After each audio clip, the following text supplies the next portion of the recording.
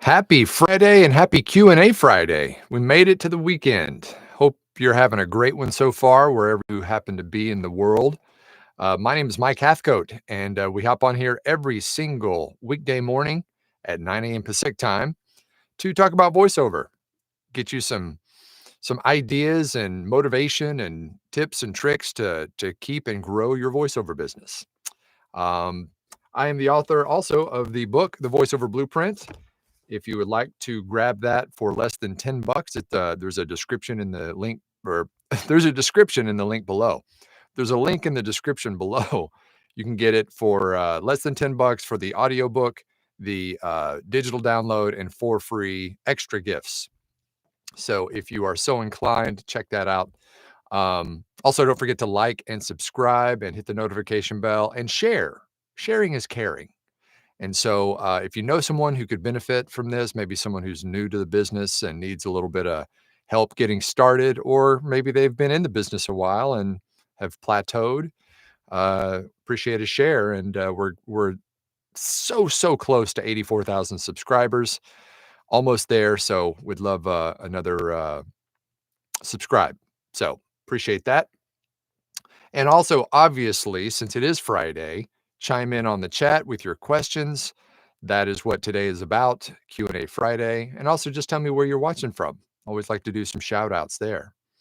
I'm going to keep reminding you, but this coming Friday, a week from today, and a week from yesterday, the huddle will be off. I will be traveling. So Thursday, Friday of next week, relax. Don't have to worry about being here, but I'll be back the following Monday, as usual. All right, let's get to your questions. And there's Sean from Longview. Ding, ding, ding. He's the first one in today. Good to see you there, Sean. And Dennis from Grant Park, Illinois. There's Mark from Montreal and Jim from Memphis. And Jason from Kearney, Nebraska. Good morning. Jim says, where do you get names and addresses for marketing? I assume you mean email addresses, but yes, that's basically just Google. My assistant, I've trained her to what to look for. So she basically just Googles content creators, whether it be commercial production, just general video production, whatever. So that is it. It's not complicated at all. It's literally just Googling places that would most likely be hiring voice talent. And same goes for agencies and rosters. It's all on the Googles. So that's where you go to get it, because you have to get it yourself now.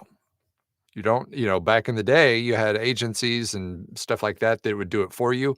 And, as we've talked about on here before, agencies are nice to have, but they're not going to go out there and beat the bushes for you like you would.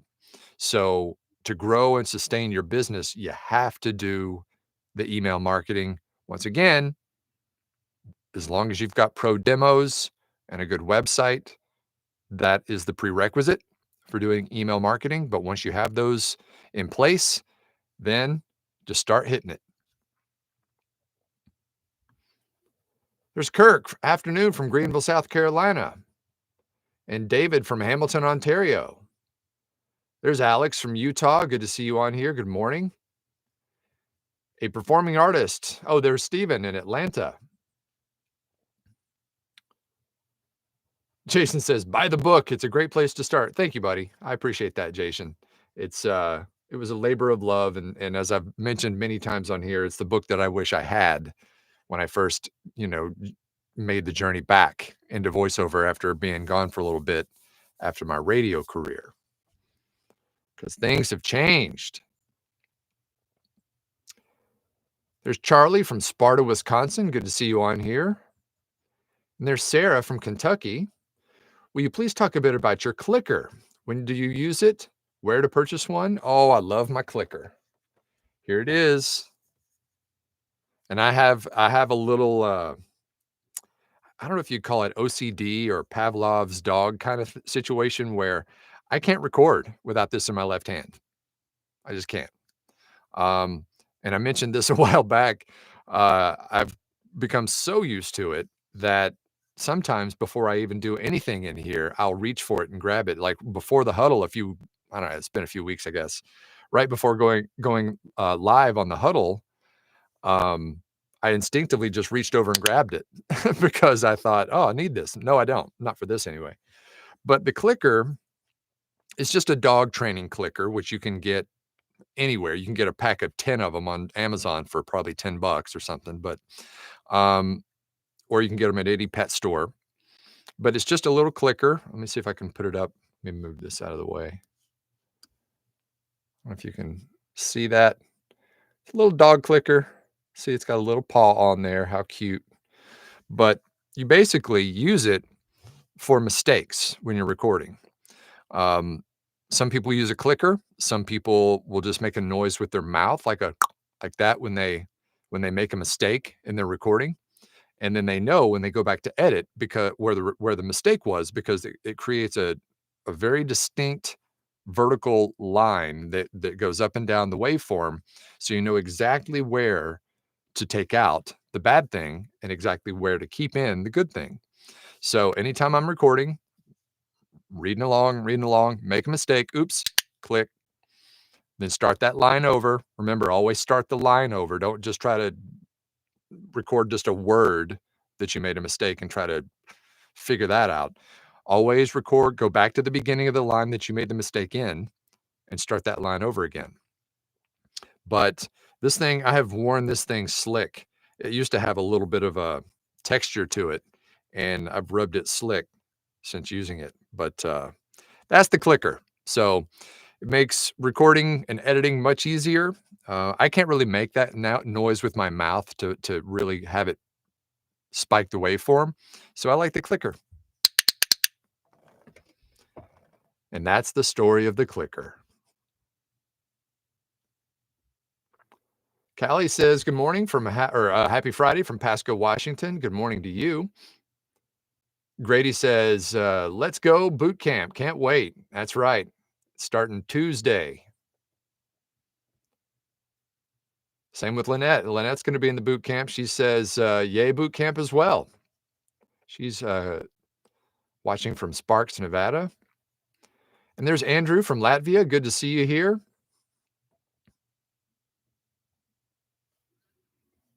Jim says, I use the Animation Guild's list of producers. That'll work.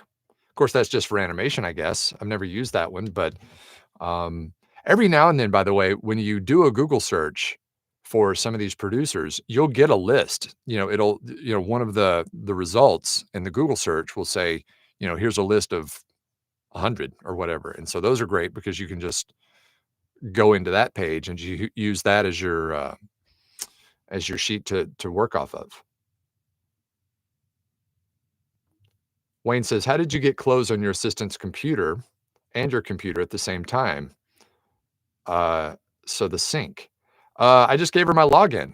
You can log into Close from wherever. It's web-based. So it's nothing you have to install on your computer. It is literally web-based, just like any other website. So she's got my login. She logs in. She can see everything I can see. It's in real time. So whatever she's doing in there, I can see immediately and vice versa. So that's the beauty of web-based. Just make sure you trust your assistant if you're giving her login information. Santo says, good afternoon. Well, good afternoon to you. David says, how do you keep track of your marketing emails? No way you could remember 50 a day. So no to email same person too much. Okay, I'm not sure about the last part there, but I mean, the only ones that I'm worried about keeping track of are the ones who reply. So if I send out 50 emails in a day and 5 of them reply, those 5 are the ones that I'm going to track. They reply back. I enter them in my CRM as a prospect. And now they're categorized in my CRM so that when I want to do a touch base for all the people that I have had, prospects on, I'll just pull up that list and send it straight away.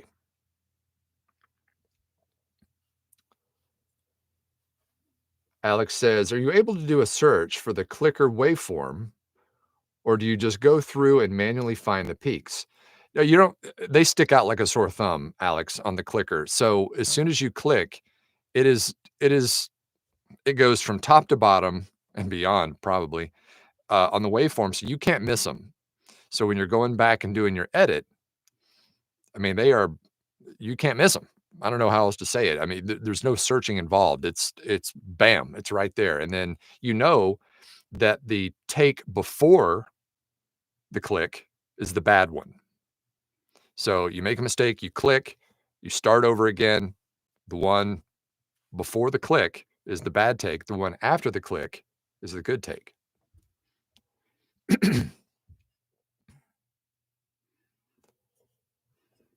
Tracy says, good morning from Rochester, Minnesota. Good morning to you, Tracy.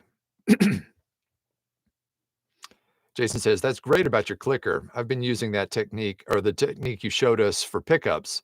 I love it. Thank you. Works great for my short VO and for audiobooks. Time saver. It sure is.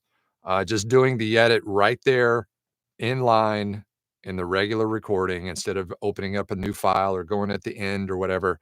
Just put your playhead right before the mistake, hit record, start reading the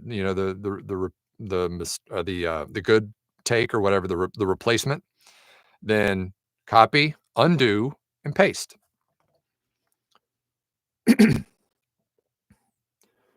Ron says, good morning, or hello from Grand Haven, Michigan. Good morning to you. Terry says, happy Friday from Fallston, Maryland. Very cool t-shirt you're wearing today. Thank you. Got voiceover? Got milk? If you want one just like it, you can go to VOmerch.com. VO merch. There's all kinds of voiceover related stuff. You've got t-shirts, you've got mouse pads, all kinds of cool stuff for your booth and for your body.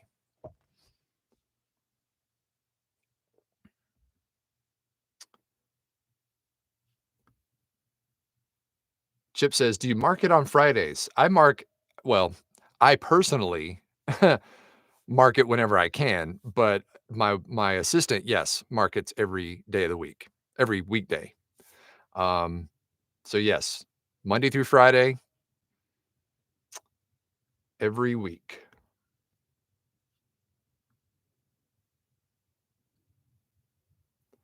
Samto says, I'm new on voiceover, also a student too, and a Nigerian. Don't know how to get the book since our currency seems different. If you click the link below, there is a link to get the download. It's not like through Amazon. It's literally a direct download. So I'm not sure how the currency works. I would imagine that it would convert when you go to check out. But if you're brand new at this, I would say the book is the best place to start, whether it's the hard copy or the digital version and the audiobook. But just check that link below. And you also get 4 free gifts with that as well. So check it out. I think that'll be a great start for you.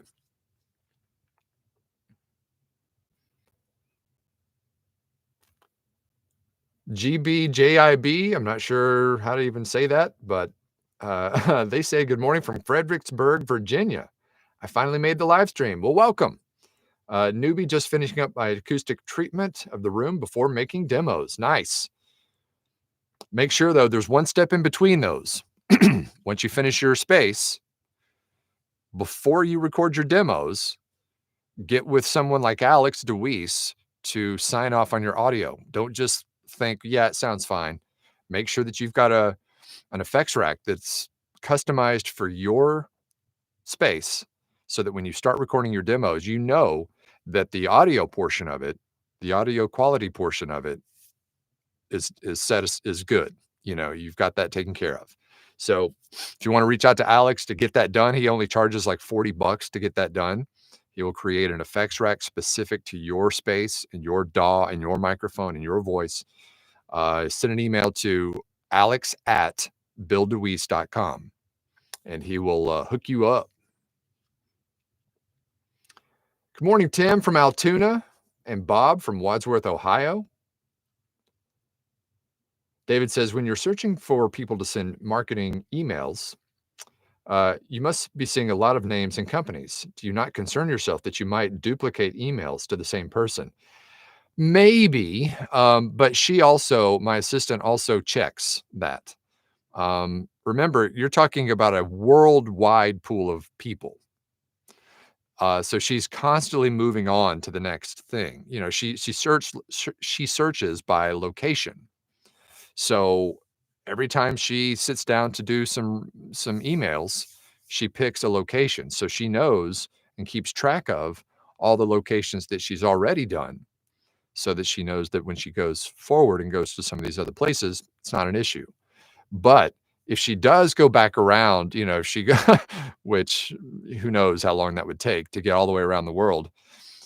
If she is starting over, she does do a search to make sure that she hasn't already sent that email, and it's a super easy way to do it in the CRM.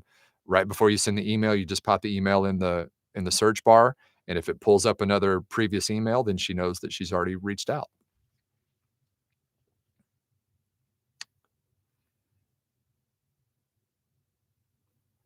Gnick, hang on a second. Gnick. That's all the only thing I know how to say it is, checking in from Ottawa. Good morning.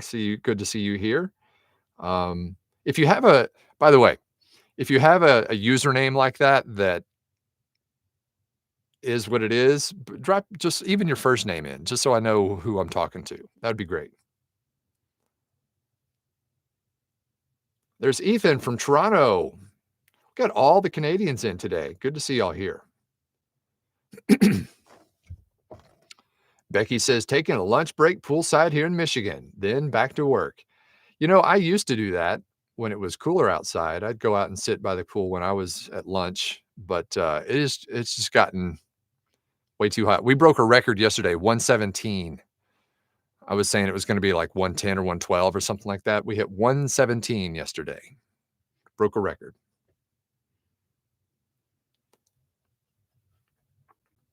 Hey, Nicole. Nice to see you there. Thanks for that clarification.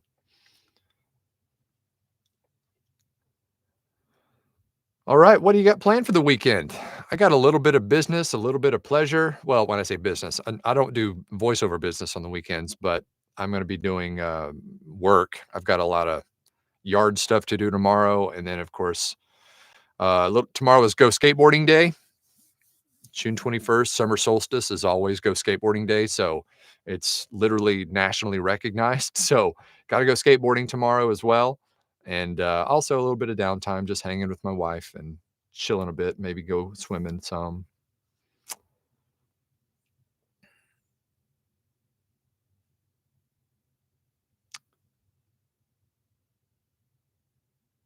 Andrew says it's a national holiday on Monday. What? I don't think there's a national holiday for the U.S. Yesterday was Juneteenth, so there's that national holiday. And but I don't know what's happening on Monday. I guess is it a Latvian holiday? I'm not sure.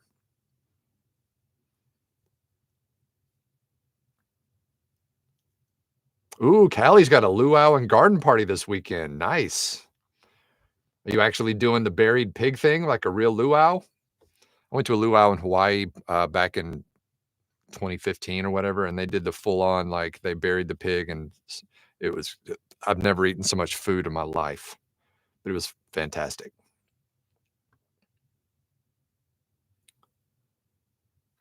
David says, okay, you're searching by location for potential people to email. That makes sense. That answers my question. Thanks. You're welcome, David. And what I like to do is when you put in the search term, you know, let's just say e-learning producer or production, e-learning production, and then put a location, Google will bring up kind of a curated list and a map of that location and all the places that are in that location. And it's just website. So you can just go down and click those websites and just reach right out to them.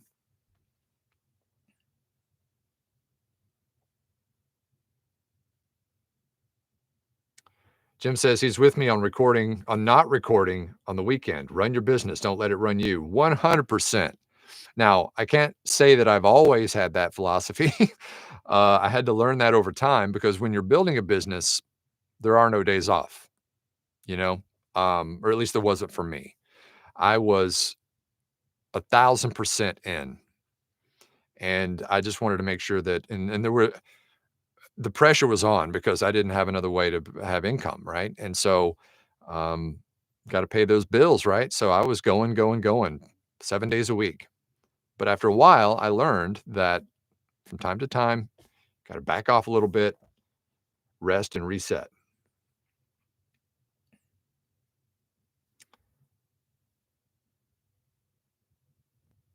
Sarah's got family flying in from Dallas. That's cool. Have fun with that. Yes, there is a holiday on Monday in Latvia with cheese, beer, and firewood and barbecue. Nice.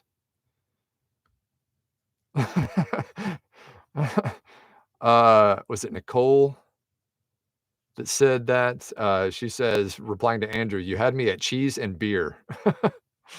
Sounds like a Homer Simpson line. Jason says, "Have my kids, just gonna spend some quality time with them." Nice. Downtime is the best, especially when it's super hot outside. Callie says, "One of my besties from high school has been putting on a full-fledged luau for the last 23 years every summer. Pig, hula dancers, tiki bar. Wow, that's pretty cool. That's dedication too. When you full on, do the pig and the dancers and that's pretty sweet. So it sounds fun."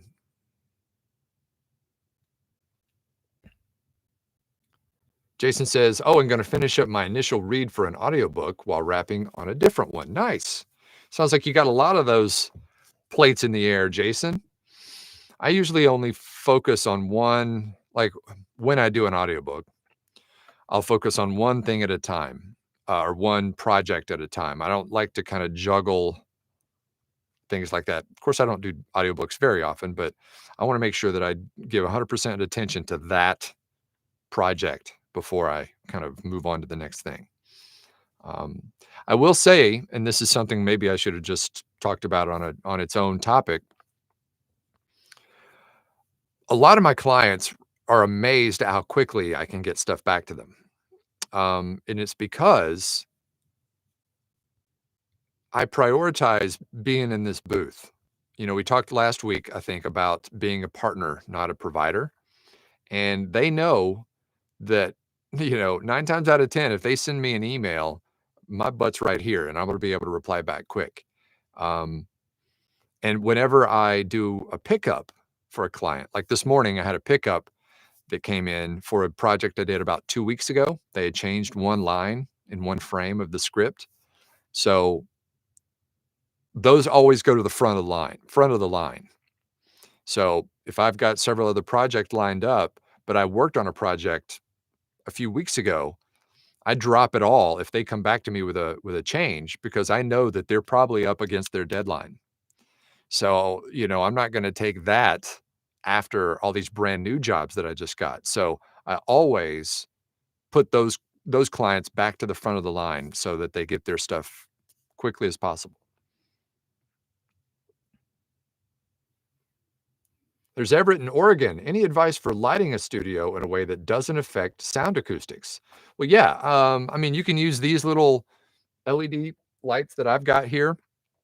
Those should not affect your acoustic. In fact, to be honest, any light is probably not going to affect your acoustics unless it's some kind of a fluorescent light that has a hum to it or a buzz to it. But any newer kind of LED light, whether it be these, string, stick-on lights like these, or even this one that I've got looking at here, this Luma light that I've got right here for the huddle. None of those are going to affect your acoustics. They just aren't. Especially if you have them up above, and you're not looking directly at it or speaking directly at it, shouldn't affect anything. Terry says, "Just purchased a t-shirt and a hoodie. Your merch is very cool." Thank you, Terry. I appreciate it. I actually saw the notifications come in here on my email. I didn't know it was you, but thank you, Terry.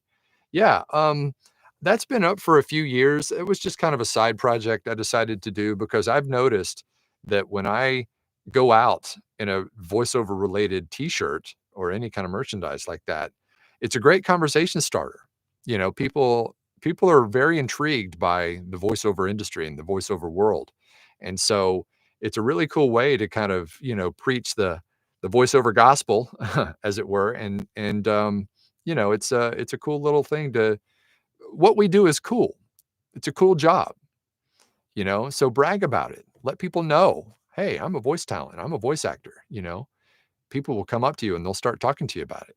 So VOmerch.com, all kinds of stuff, hoodies, t-shirts, hats, hardware, stuff for your booth. Anyway, check it out. And by the way, I make hardly any money on that. So it's not like there's a huge markup or anything. It's just something that I felt like was needed in the industry. There's just not a lot of places out there to really get funny and cool shirts like that. So Nicole says, I'm editing, mastering the last of my audiobook this weekend. I'll be glad to get it done. I think I'm more of a sprinter than a marathon runner when it comes to VO. Yeah, you got to be careful. Got to be careful. Just don't get burnt out. Take lots of breaks. I mentioned that before. If you try to sit down and power through, a job, it's just really going to it's going to burn you out, and we don't want that at all. And it's going to make you have to redo a bunch of stuff if you don't take breaks. Same goes for any big project, whether it's an audiobook, an e-learning, some other big, longer project versus, a short commercial job. Take breaks. Helps.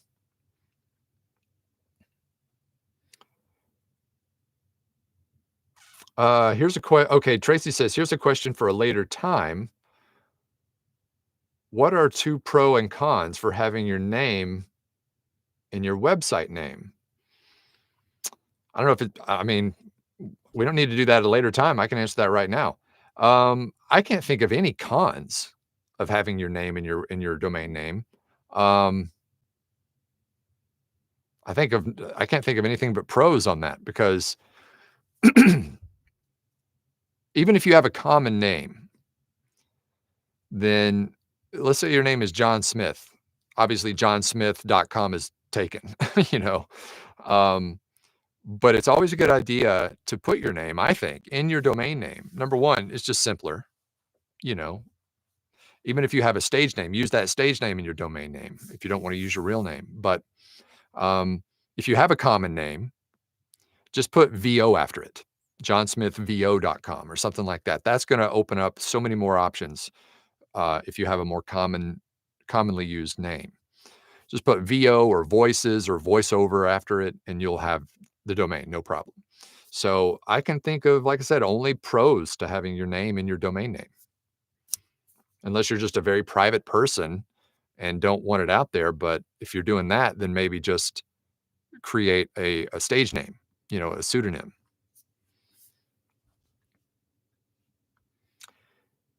Adrian says, it takes so long to study a company to see if they might hire VOs before emailing them. Addressing them by their company name would be a generic email. Addressing them by their company name, would a generic email be okay to send to everyone? I'm not a fan of that. You have to put yourself in their shoes.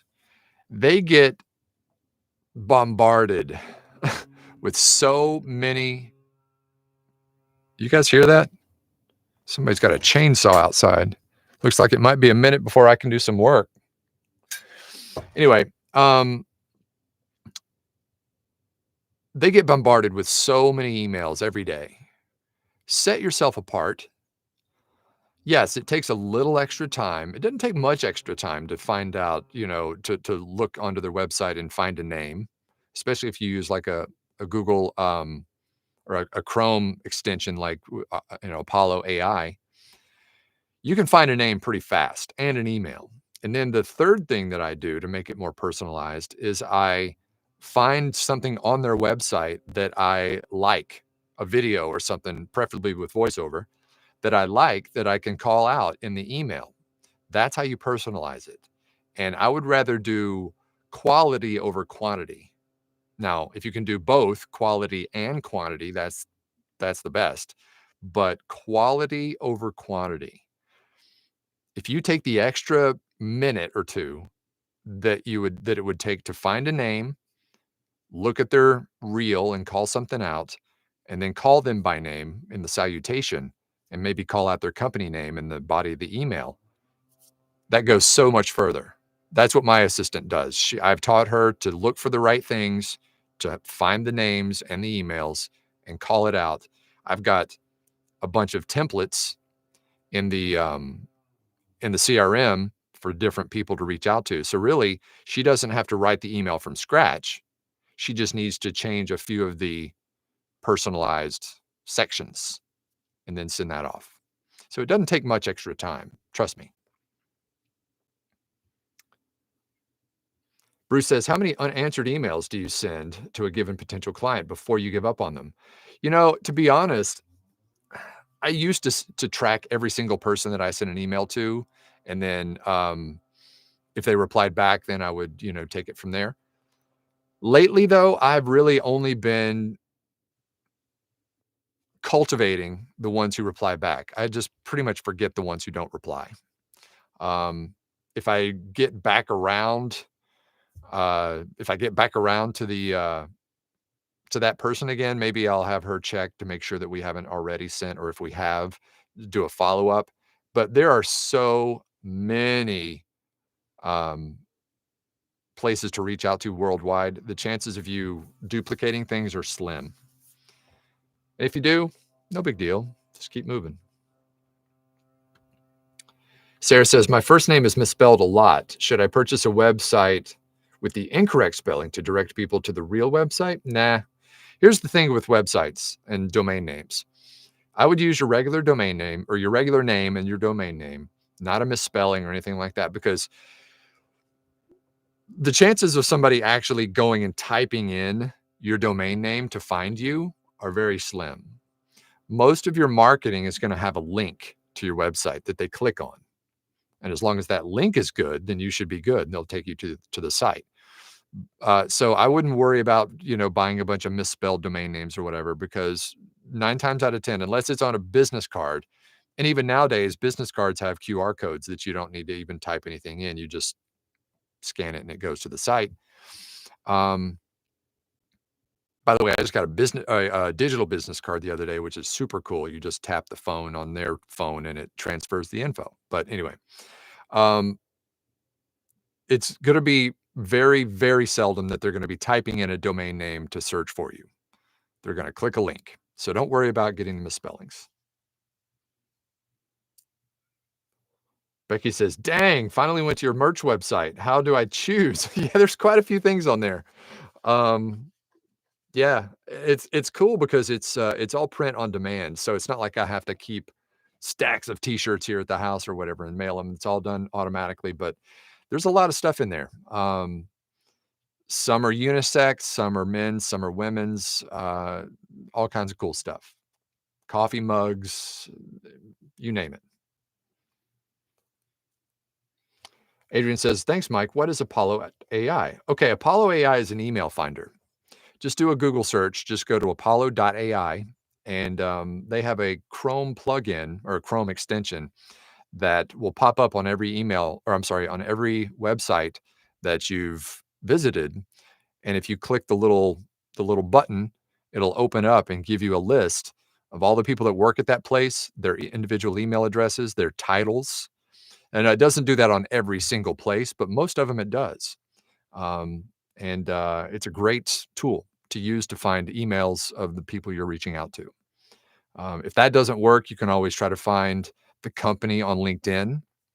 And when you go find the company on LinkedIn, there's a button there for people. And when you click the people, it'll give a list of the people who work there. Sometimes it'll give their email addresses, sometimes not.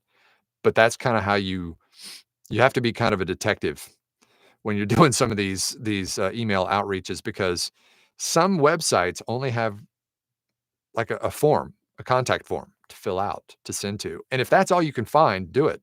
I've gotten jobs just by submitting the contact form. If you can't find a name, if the name of the company is XYZ Video Production, in the salutation, hey, XYZ team, something like that. And you can still call out everything else in the form. Yeah, like that video on your site with the guy in the shirt and the place and the bicycle, whatever. And then you can do all the same stuff.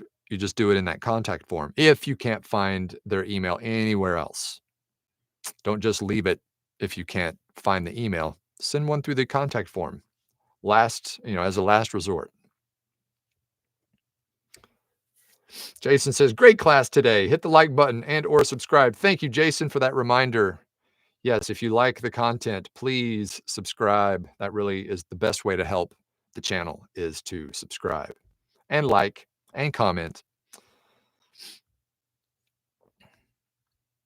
All right, we're 35 minutes in. Lots of good questions today, guys. Hey, have a good weekend.